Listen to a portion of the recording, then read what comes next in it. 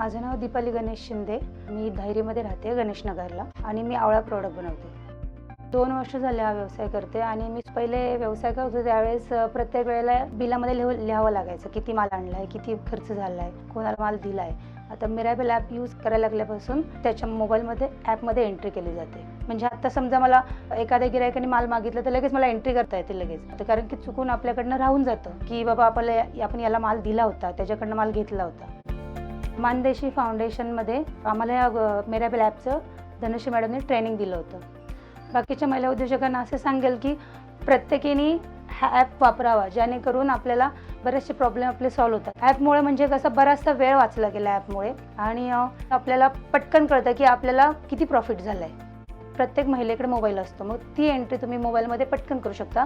वही आणि पेन घेण्यापेक्षा मोबाईल हा जास्त सोयीस्कर होतो.